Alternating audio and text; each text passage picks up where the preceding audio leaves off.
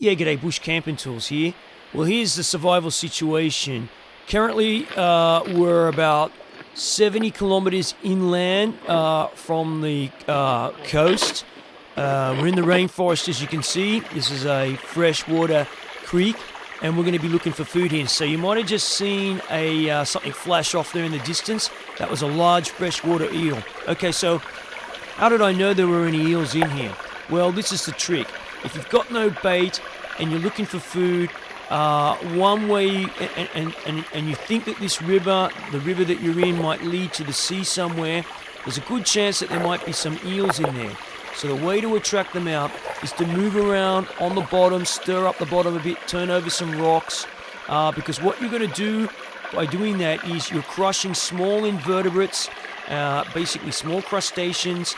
They release basically their guts into the water, and these are chemical cues for the eels. Now, eels, freshwater eels, have an excellent sense of smell.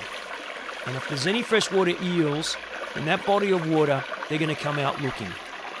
If you do happen to have some bait with you or some rotting meat or anything like that, the eels will also be lured out with that, if there happens to be eels there, of course. And you can tie a bit of string, something like that. The eel will swallow it, and you'll be able to catch your eel. Okay, the other thing that the freshwater eel will tell you about the creek or river that you're in is that the water's going to be pretty clean and pollution-free. Eels like to live in pollution-free waters. They also like slow-flowing, quiet streams such as this. So that's going to tell you too that the water here is going to be pretty safe to drink. Of course, if you've got the facilities to boil it, I'd always boil the water. But if you don't, you're probably going to be pretty okay drinking this water. Now the camera I'm using here, it's got a pretty wide-angle lens on it, so it makes the water look deeper than what it is. But it's quite shallow water. Now, if you were trying to catch this an eel such as this. These things are really slippery, by the way.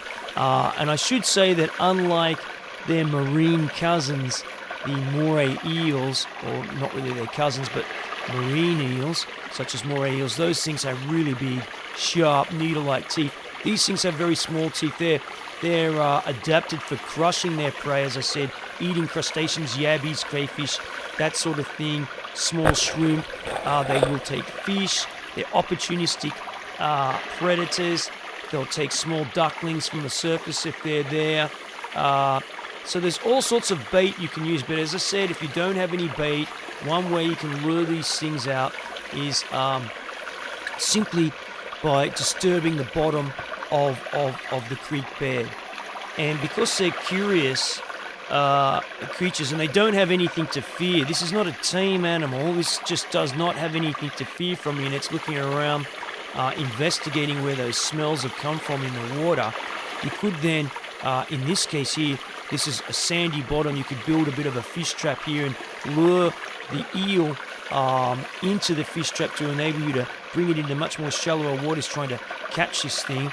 And the other thing too is bring it into shallower water and have some sort of a club ready to bang it on the head. Now we're not going to do that here, obviously, because I've got food with me. There's no need to kill this animal.